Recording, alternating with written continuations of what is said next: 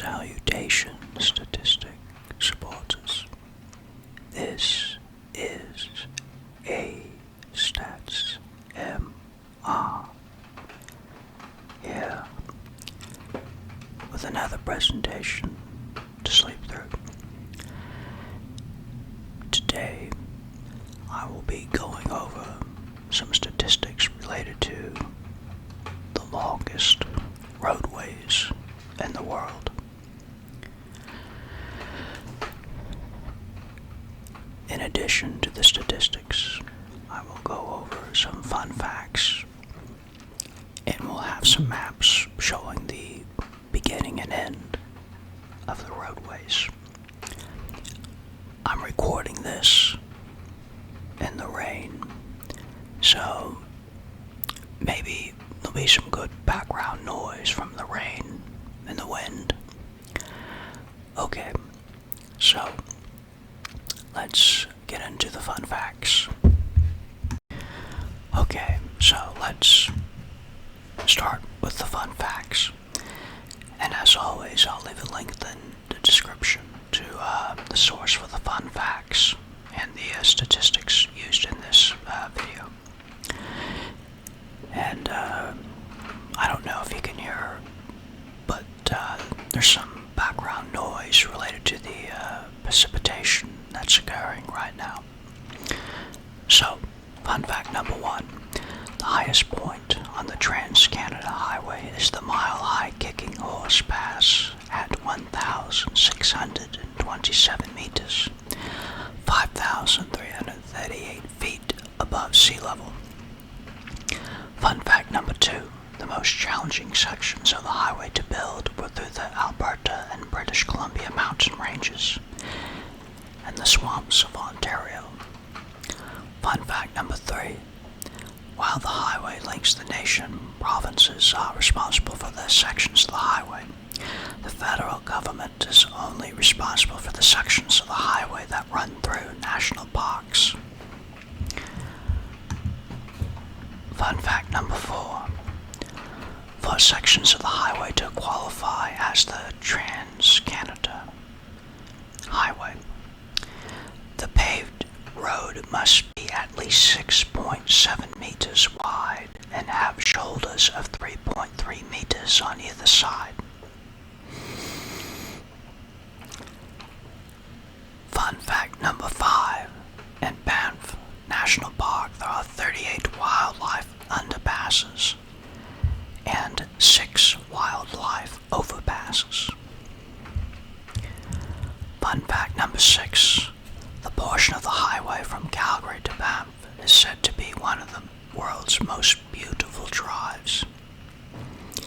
Fun fact number 7. In 1981, the twinning of the TransCanadian Highway through Banff National Park commenced. The project was completed in 2014.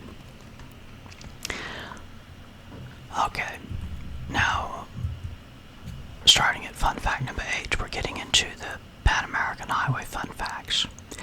At 11,322 feet, the elevation of what is considered one of the highest points of the road is in Costa Rica. This peak is called Cerro de la Muerte, or Summit to Death, a throwback to early crossings before the highway made travel a little more accessible. At 2,426 was the number of days George Megan logged to earn the Guinness World Record for traveling the road fastest on foot. So I guess he walked from Alaska down to southern Argentina in 2,426 days.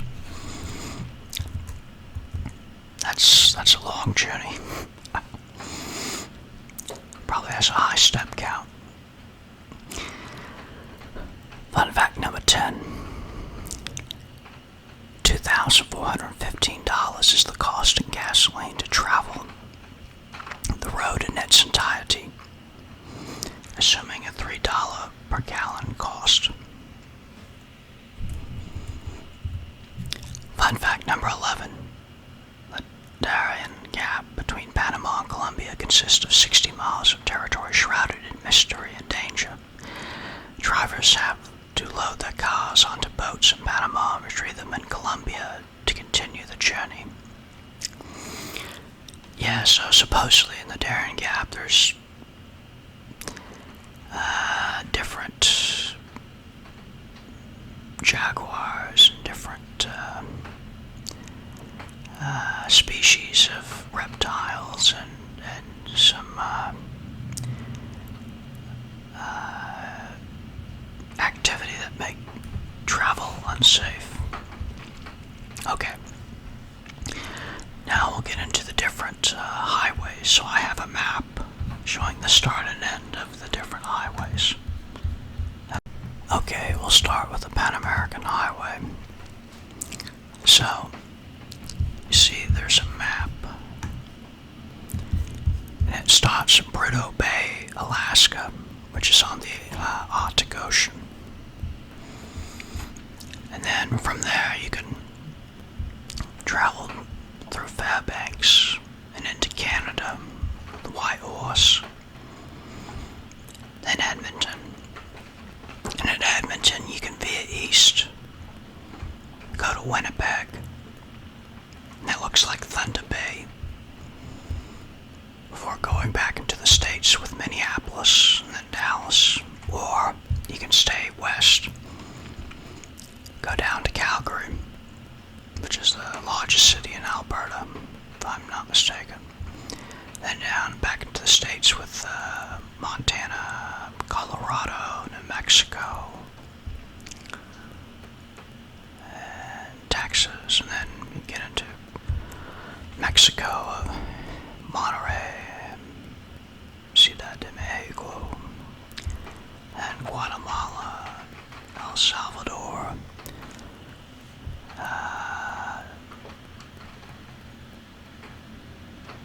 get into Costa Rica, Panama, and this shows the Darien Gap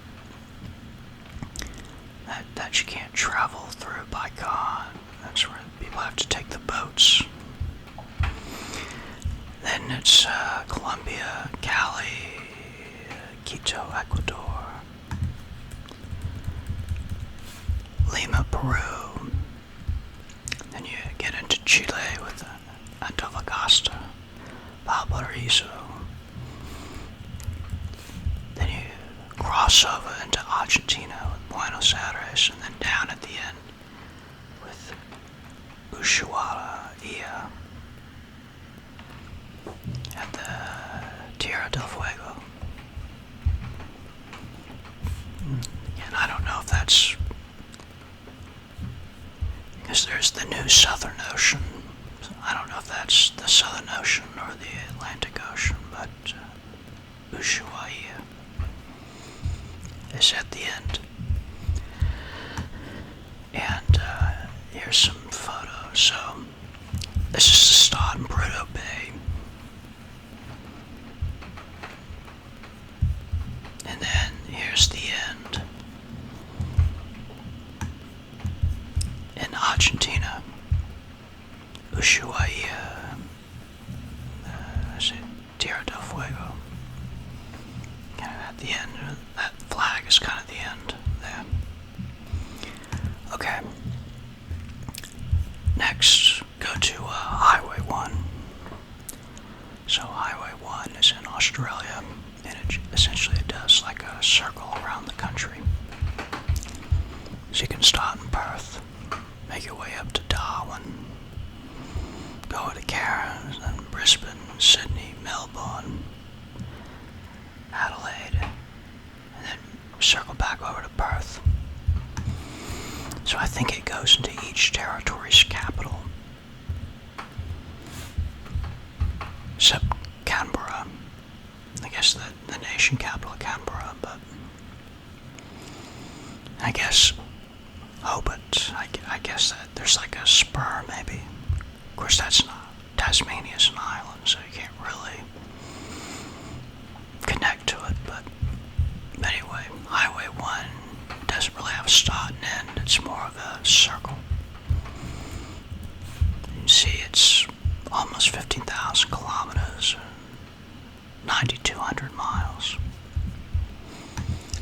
Alright, next we get into the TransSiberian Highway,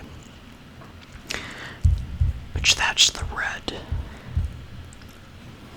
section. Now there's different spurs, but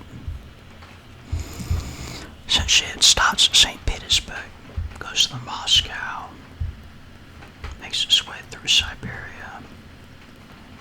That might be Omsk. I forget. Then over here, that's Vladivostok. For it to enter the Pacific. Alright. Now you get into the TransCanadian Highway, which we discussed a little bit earlier. So this one starts in Newfoundland. That's Labrador. I don't think it goes through Labrador. It goes through St. John's, probably. Then you get into Nova Scotia, New Brunswick,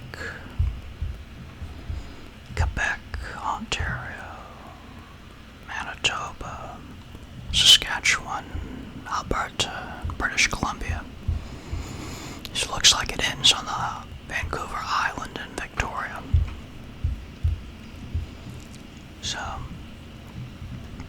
starts at one island, ends on another.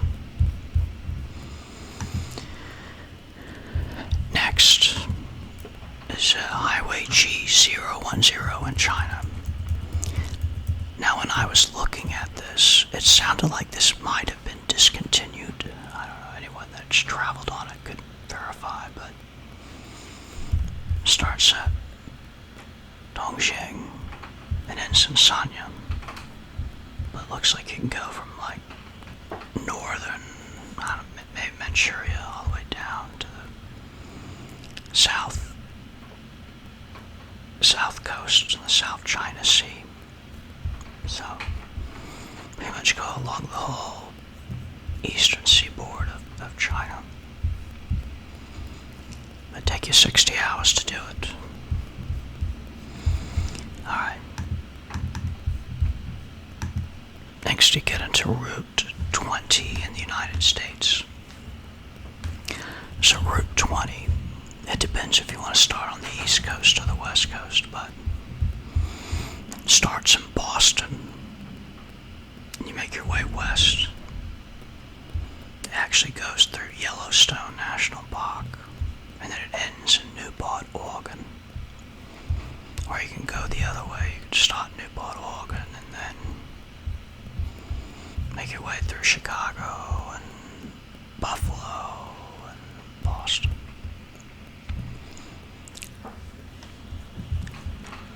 It runs kind of parallel to Highway 90, I guess. I think 90 is in Seattle, and then it kind of treks along. I think 90 goes through Minneapolis. That could be wrong, though, but then it kind of does the same thing. Okay, now we get to Highway 44 in India. So, see, it starts the northern area. That could be Kashmir. I don't know. I'm not really familiar with India. And then it looks like it goes down the whole length of the country, down to I guess it kind of splits between the Arabian Sea and the Bay of Bengal.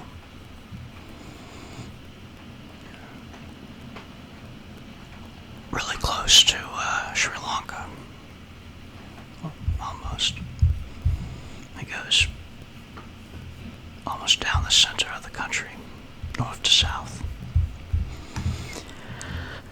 And then finally we go to Highway 153 in Brazil.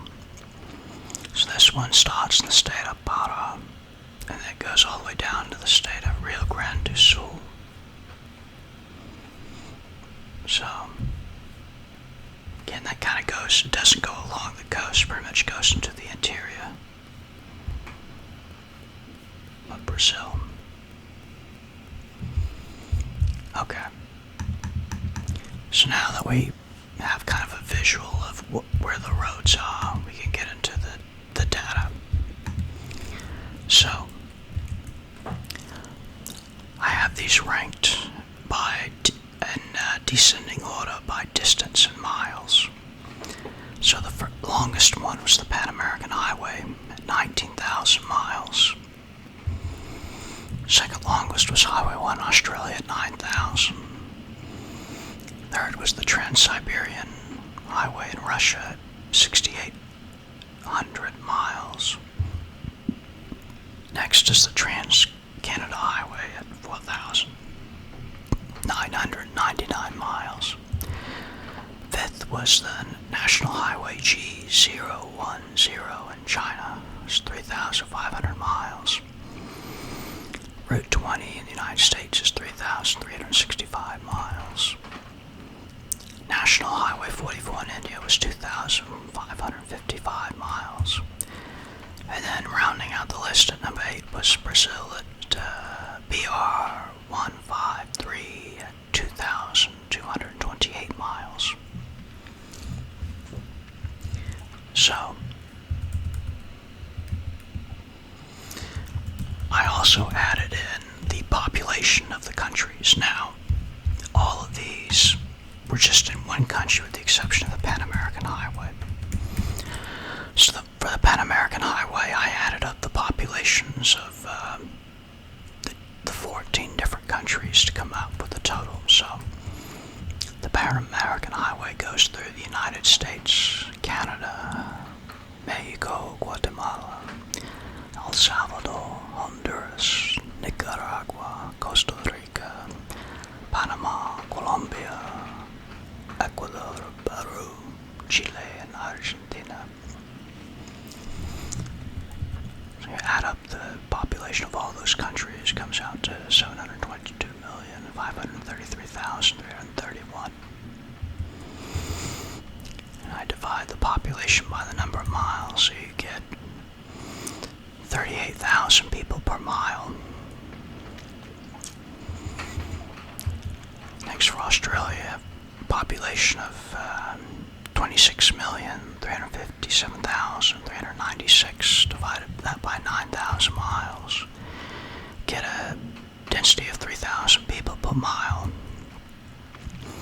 Number 3, Russia. So get a population of 144,599,914 divided by 6,800 miles.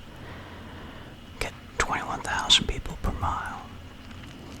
Canada, so you have a population of 38,678,900 divided by 4,999 miles. 8,000 people per mile. China was the second densest population per highway mile, so 407,000 people per mile. Population of 1,425,782, or 1,425,782,605 people. Divide that by 3,500 miles. A population is 407,000 people per mile. United States population of 339,424,551. Divide that by 3,365 miles. Population density of 101,000 people per mile. And the densest population per mile was in India. Yeah, population of 1,424,508,379. Divide that by 2,555 miles. It's density of 558,000 people per mile. And so you get Brazil, population of 216,035,526 people. Divide that by 2,228 miles.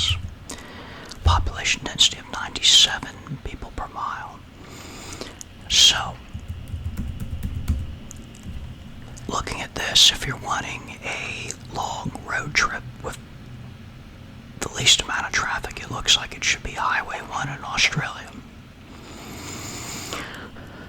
Although I think people in Australia will tell you, if you go on the east coast between Brisbane and Melbourne, you're going to have to that's pretty much where everyone in the country lives. So it'll probably be wide open, very little traffic for most of the part, but then when you get onto the east coast, it'll probably be jam-packed. But I know any Aussies can confirm or deny what I've heard, but okay. And then, like I say, I have some notes, like say Australia, Highway 1, it makes a big circle. And like say Highway G010, I heard it was abolished in China, so I don't know if it still exists or not, but I included it here anyway. And we have the start and end, so again, the Pan American Highway starts in Prudhoe Bay, Alaska, it ends in Ushuaia, Argentina. In Australia, it's a circle, so it starts in Perth, ends in Perth. Russia, for the Trans-Siberian Highway, it starts in St. Petersburg, ends in Vladivostok. The TransCanadian Highway, it starts in Victoria, British Columbia, ends in St. John's, Newfoundland, and Labrador. Although again, St. John's is in Newfoundland. Then Highway G010 starts in Dongjin and ends in Sanya. Route 20 in the United States starts in Newport, Oregon, ends in Boston, Massachusetts. Highway 44 in India starts in Srinagar, ends in Kanyakumari. And then Brazil, Highway 153 starts in São Domingos de Araguaia and ends in Rio Grande do Sul. I do want to apologize to anyone. Like I said, I don't know Portuguese or Mandarin, Cantonese, or any Chinese dialects, so I apologize if I botched the pronunciation of any of the towns. Then we have a graph for the population density per mile of roadway. So again, you can see China and India at the highest, and then U.S., Brazil, and then say the lowest was Highway 1 in Australia, then Canada, then Russia. Okay, so that concludes the ASMR Long Highway Fun Facts and Stats presentation. And as always, I'll leave links in the description for the sources used and in terms of upcoming videos. Like I say, the basketball and hockey analytics, I'll do those once the regular seasons conclude. So it'll probably be around April for those videos in terms of timing. Want to make sure I'm using complete data for both situations. As always, this is